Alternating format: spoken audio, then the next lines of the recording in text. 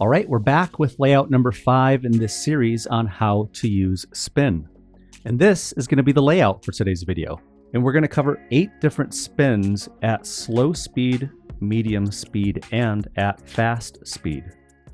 So as always, we start off the video with top spin at about 30% power. And I put the tracking lines on all of the shots for you so you can see where the cue ball is going to go next. So we're going to see the cue ball roll forward and lay up next to that bottom corner pocket. Top right spin is going to look very similar to top spin, especially at slow speed. So the cue ball is going to just kind of hang out down there again by the bottom corner pocket.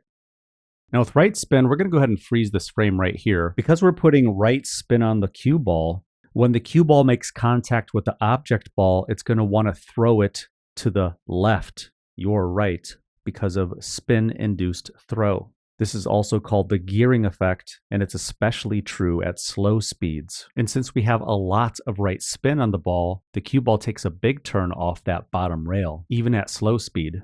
This next shot is bottom right spin, but we're going to hit it too slow for it to continue spinning backwards.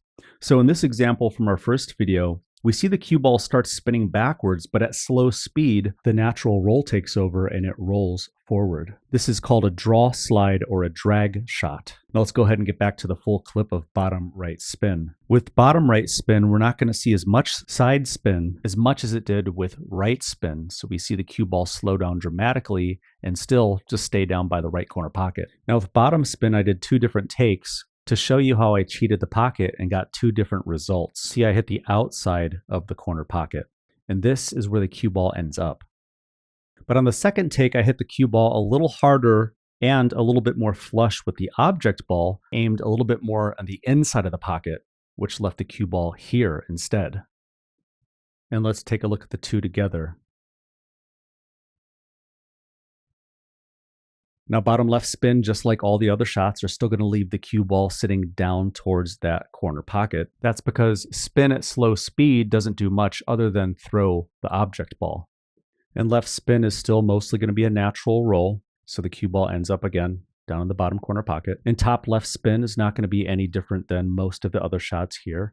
We're going to come off that side rail and then bounce off the bottom rail, leaving the cue ball by the bottom corner pocket.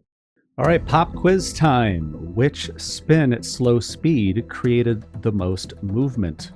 Was it A, bottom spin, B, top left, or C, right spin? If you said right spin, you are right. So now let's go ahead and bump up the speed from about 35% to about 55% power and see what happens when we use all of these different spins. All right, now at medium speed, we're going to start to see more travel throughout the table. So we're going to see that cue ball bounce off that side rail and then off the bottom rail and settling up towards the middle of the table. But with top right spin, we're going to see a lot more movement with the cue ball as it takes a nice turn off of this bottom rail, heading over towards that side pocket. But with just right spin, we're going to see a very wide turn off of that bottom rail, and then the cue ball is going to fall short of that side pocket, gently bouncing off the side rail. Now, bottom right spin is a little bit hard to explain, and I'm going to show you a couple of slow motion replays. But we're going to see the cue ball, because it has backspin on it, it's going to slam directly into that side rail. But another thing that's happening is because of the right spin, we can see how the cue ball is spinning opposite of the direction of the travel. So the cue ball wanted to come back up table, but because of the reverse spin, it turned into a kill shot. So if we isolate this frame right here, we can see that the cue ball wants to go this way, but the spin wants to go this way. Since they're fighting each other, the cue ball goes here instead. Now with bottom spin, we're going to see the cue ball bounce off of that side rail, and with the back spin, it's going to track back towards me and settle directly in the middle of the table. Now bottom left spin is a high probability shot, and instead of the cue ball settling in the middle of the table, it's actually going to come back towards my stick. Now with left spin, we're going to see the cue ball come down to that bottom rail and take a nice reverse spin right there. And then we just watch it spin for a few more seconds. And top left is another high percentage shot. I would definitely take this shot in a match if I needed to. And because we have the reverse spin, we see the cue ball track up that right side before coming to a rest near the right side pocket. All right, ready for your next quiz? Which spin at medium speed created the most cue ball travel? Is it A, bottom, B, left, or C, top right? If you said top right, you are right. All right, we got 8 more spins for you at high speed this time. We're going to bump it up to about 70% power. And let's see where that cue ball ends up this time. Now, with top spin, I did 2 different shots because I cheated the pocket here in this first one. And so the cue ball's trajectory heads more towards the left of my stick. But with this next top spin shot, you can see I hit more towards the center of the pocket.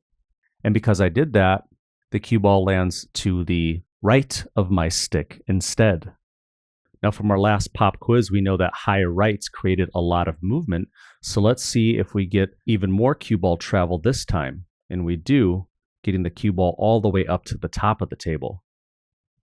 Now, right spin doesn't have any top anymore, so we're not going to see as much travel, but we're going to see a lot of movement through that bottom portion of the table before it settles in the middle of the table.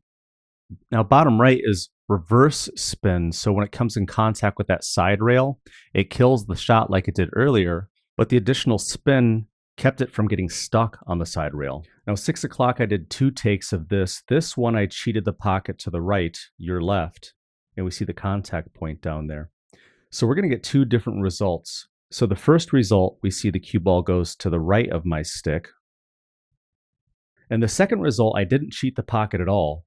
So we're going to see the cue ball take a completely different trajectory and ride that rail up towards the top right corner pocket. Now, bottom left is going to look very similar to that first example of just bottom. And we're going to see a lot of travel as it moves all the way up towards the top rail.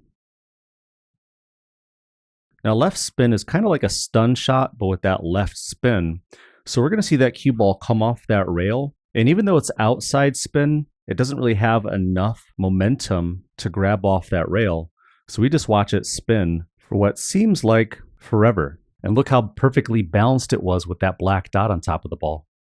And last but not least, with top left spin, we're going to see a reverse spin off of that bottom rail. So it keeps the cue ball riding along the right side of that table. Now, if you like this video, don't forget that this is part of a larger series to help you learn how to use cue ball spin so that you can predict where the cue ball is going to go next. And if you want to watch another video in this series, click on the link in the top corner of the screen. Click here if you want to watch another one of my videos.